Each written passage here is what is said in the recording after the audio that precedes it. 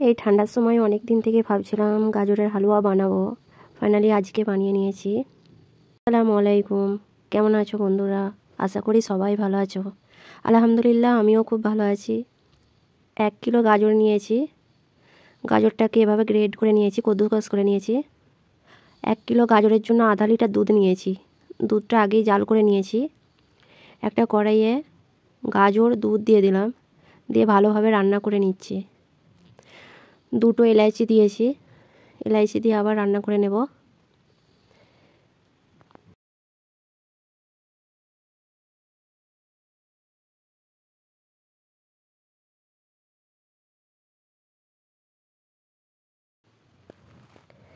নুন দিয়ে দেব, নুন দিয়ে কালার ফুড দেব। তোমরা চাইলে দিতেও পারো, আবার স্কিপ করতেও পারো।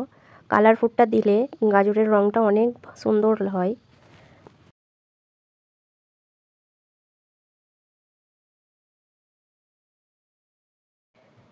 ঢাকনা খুলে দেখলাম, দেখে আবার ভালোভাবে নাড়াচাড়া করে রান্না করে নিচ্ছি। 3টে তেজপাতা দেব, তেজপাতা দিয়ে আবার রান্না করছি।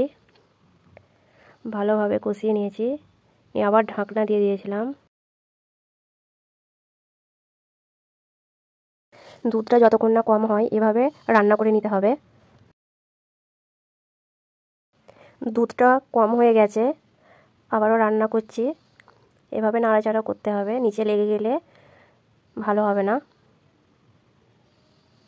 পুরো কম হয়ে গেছে দুধটা।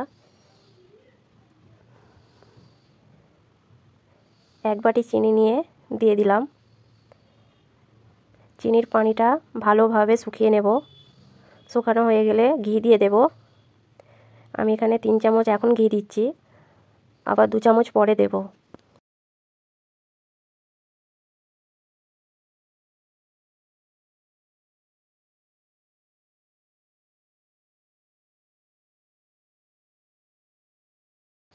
হালুয়াটা যত ভালোভাবে ভাজবে ঘি দিয়ে তত টেস্টি হবে। আবারও 2 চামচ ঘি দিয়ে দিলাম। যারা হালুয়াটা কোনোদিন বানায়নি, এভাবে একবার ট্রাই করে দেখবে, অনেক টেস্টি বানবে।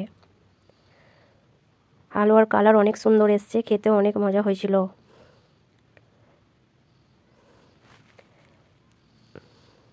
আড়াইশো খোয়া ক্ষীর নিয়েছি, আধা খোয়া ক্ষীরটা এখন দিচ্ছি, আধাটা পরে দেব।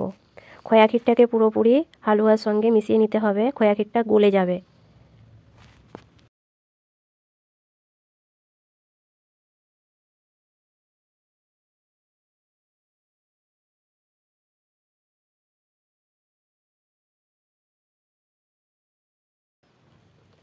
আবারও ভালোভাবে ভেজে নিচ্ছি।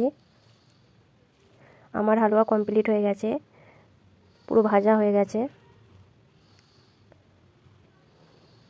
2-1 বার এভাবে নাড়িয়ে চাড়িয়ে ওপরে বাকি যে খোয়া ক্ষীরটা রেখে দিয়েছিলাম ওটা দিয়ে দেব, দিয়ে গ্যাস অফ করে দেব।